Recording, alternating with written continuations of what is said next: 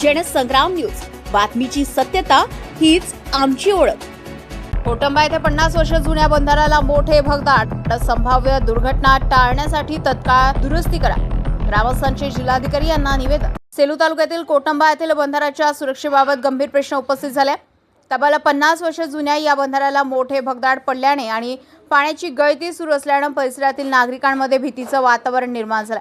पावसाळा तोंडावर असताना संभाव्य दुर्घटना टाळण्यासाठी ग्रामस्थांनी प्रशासनाकडे तातडीने दुरुस्तीची मागणी केली आहे। सेलू तालुक्यातील कोटंबा गावातील दगडी बांधकामाच्या बंधाऱ्यामध्ये मोठ्या प्रमाणात भेगा पडल्या असून काही ठिकाणी भगदाडी निर्माण झाली आहे। बंधाऱ्यालगत धूप होत असल्याने संपूर्ण संरचनेच्या मजबूतीवर प्रश्नचिन्ह निर्माण झाले।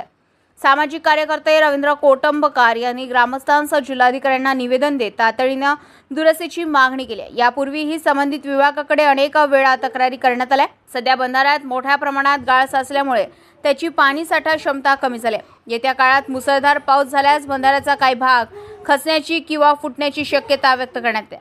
कोटंबा, सुकळी स्टेशन, आरवी, जयपूर, मदनी, दिंदोडा आणि चाणकी कोपरा या गावात नागरिकांमध्ये या परिस्थितीमुळे चिंतेचे वातावरण आहे।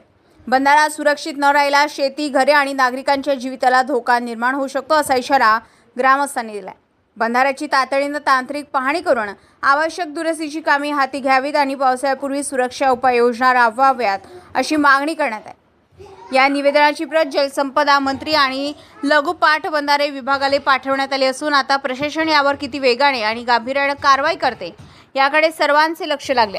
जनसंग्राम न्यूज, वर्धा।